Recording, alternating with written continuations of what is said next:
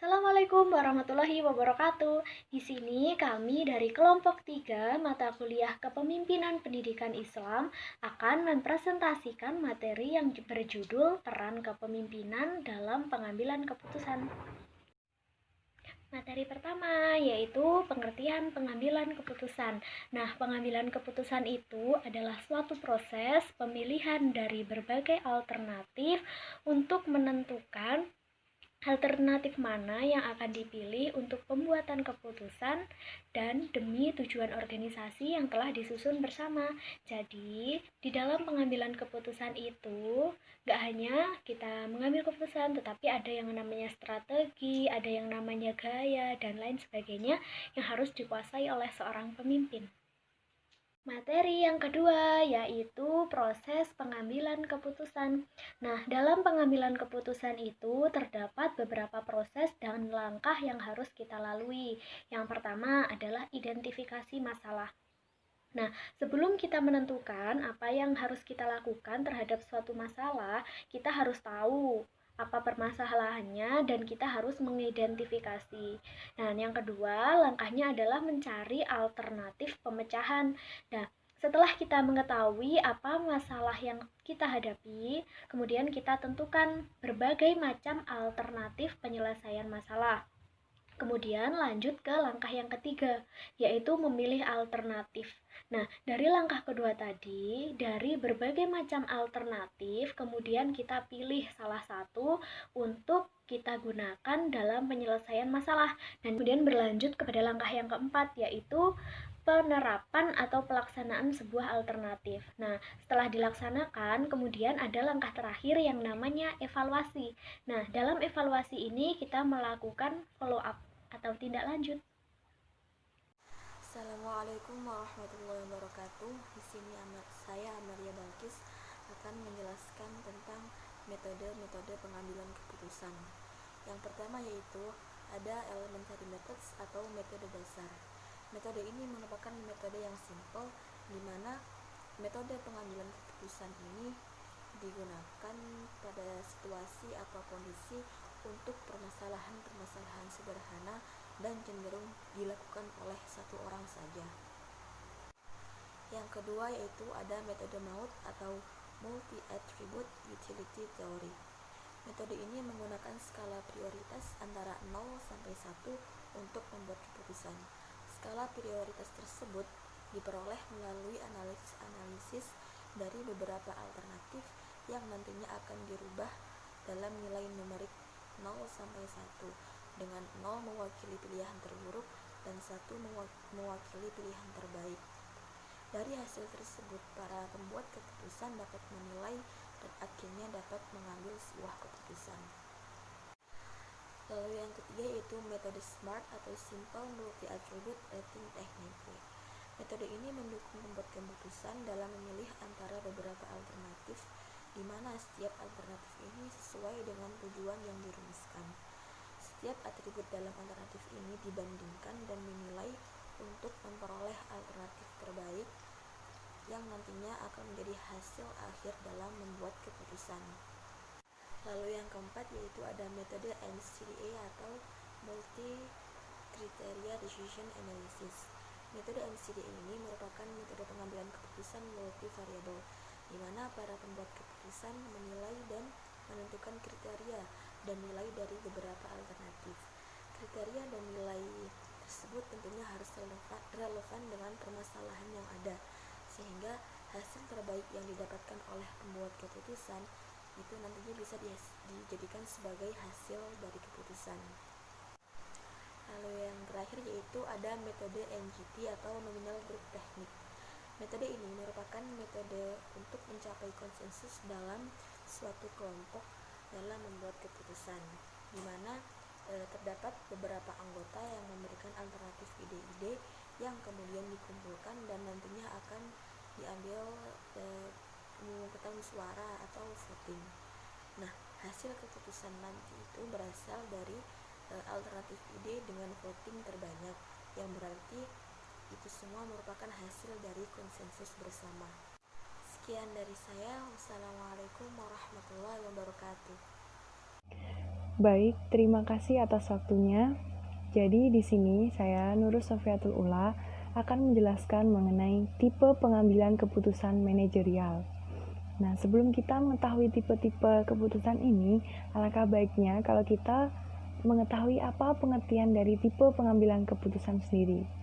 Jadi langsung saja, tipe pengambilan keputusan ini adalah tindakan manajemen dalam pemilihan alternatif untuk mencapai suatu sasaran. Nah, jadi keputusan ini dibagi menjadi dalam 3 tipe, yaitu yang pertama adalah tipe keputusan terprogram atau keputusan terstruktur, dan juga biasa disebut dengan structure decision, yang memiliki pengertian yaitu keputusan yang dilakukan secara berulang-ulang dan juga rutin sehingga dapat diprogram. Nah, keputusan struktur ini terjadi dan dilakukan terutama pada manajemen tingkat bawah. Nah, adapun contoh dari keputusan terstruktur ini adalah keputusan pemesanan barang dan juga keputusan penagihan piutang. Lalu, tipe keputusan yang kedua yaitu adalah keputusan setengah terprogram atau setengah terstruktur, dan juga biasa disebut dengan semi-structured decision, yang memiliki pengertian yaitu keputusan yang sebagiannya dapat diprogram, sebagiannya dilakukan secara berulang-ulang dan rutin, dan sebagiannya juga tidak terstruktur. Nah, keputusan ini tuh seringnya bersifat rumit dan juga membutuhkan perhitungan-perhitungan serta analisis yang terperinci. Adapun contoh dari keputusan setengah terstruktur ini adalah keputusan membeli sistem komputer yang lebih canggih dan juga keputusan alokasi dana promosi. Lalu, tipe keputusan yang ketiga adalah keputusan tidak terprogram atau tidak terstruktur, ataupun juga bisa disebut dengan unstructured decision, yang memiliki pengertian yaitu keputusan yang tidak terjadi secara berulang-ulang dan juga tidak selalu terjadi. Nah, jadi keputusan ini tuh terjadi di kalangan manajemen tingkat atas.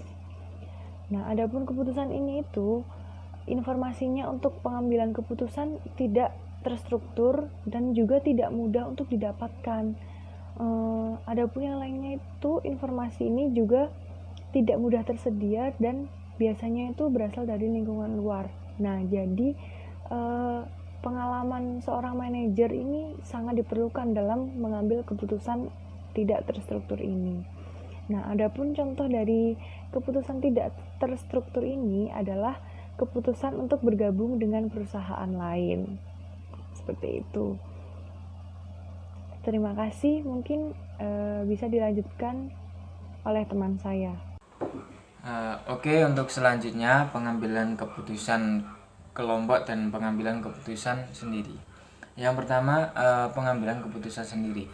Pengambilan keputusan sendiri ini merupakan sebuah pengambilan keputusan yang berimplikasi pada diri sendiri atau tahap pengambilan dan tujuan pengambilannya itu untuk diri sendiri. Nah, ada beberapa faktor yang mempengaruhi kebijakan apa yang akan diri sendiri itu ambil. Pertama ada nilai kepribadian. Nah, nilai kepribadian yang baik itu pasti akan membuahkan sebuah kebijakan yang baik pula. Untuk yang kedua, kecenderungan akan resiko dan kemungkinan ketidakcocokan. Nah, ini berdasar pada selera seseorang ya. Setiap orang itu memiliki selera masing-masing dan itu pun yang tahu hanya dirinya sendiri. Jadi untuk keputusannya pun bagaimana baiknya gitu. Untuk yang ketiga itu tingkat pemahaman pada situasi. Nah, ini sangat mempengaruhi sekali ya, bagaimana seseorang itu mampu memahami sebenarnya terjadi pada sesuatu yang berhubungan dengan masalahnya tersebut. Nah, untuk menciptakan sebuah kebijakan yang baik, maka seseorang itu harus benar-benar paham apa yang ada di sekeliling masalah tersebut. Orang yang memiliki keadaan psikis yang tidak stabil, maka dia tidak bisa menghasilkan keputusan yang baik, karena itu bukan kondisi aslinya dan itu pun akan mengganggu jalan pikirnya seseorang tersebut.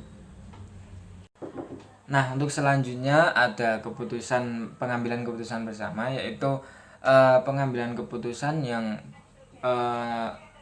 cara pengambilan dan tujuan pengambilannya itu untuk kepentingan kelompok. Nah, ada 3 cara yang biasanya digunakan suatu kelompok untuk menciptakan kebijakan. Yang pertama itu ada kewenangan pemimpin. Nah, ini biasanya digunakan oleh suatu organisasi yang memiliki model kepemimpinan otokratis. Artinya semua keputusan itu mutlak harus dari seorang pemimpin itu sendiri. Nah, cara yang selanjutnya untuk memutuskan keputusan bersama itu ada pengambilan keputusan terbanyak atau voting. Nah, ini biasanya digunakan oleh organisasi yang bermodel kepemimpinannya itu demokratis. Namun ada hal dalam model kepemimpinan demokratis itu yang tidak dipakai, yaitu menampung semua aspirasi dari anggota-anggotanya.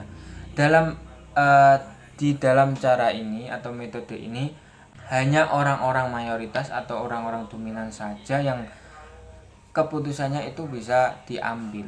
Jadi ini juga bagus, namun belum bisa dikatakan tepat untuk mengambil suatu keputusan kelompok. Untuk yang terakhir ada keputusan musyawarah mufakat. Nah, dari ketiga itu saya lebih tertarik untuk menggunakan cara ini, yaitu keputusan musyawarah untuk mencapai mufakat. Nah, bedanya apa dengan yang kedua tadi? Kalau yang kedua tadi memang sudah demokratis tapi belum bisa menampung semua aspirasi. Tapi untuk yang ini sudah bisa menampung aspirasi. Artinya semua anggota berhak menyampaikan pendapatnya dan nanti untuk kemudian diolah sehingga menjadi suatu keputusan yang tepat, yang akurat untuk semua anggota, artinya baik untuk masing-masingnya. Oke, demikian penjelasan saya dan teman-teman, semoga bermanfaat. Wassalamualaikum warahmatullahi wabarakatuh.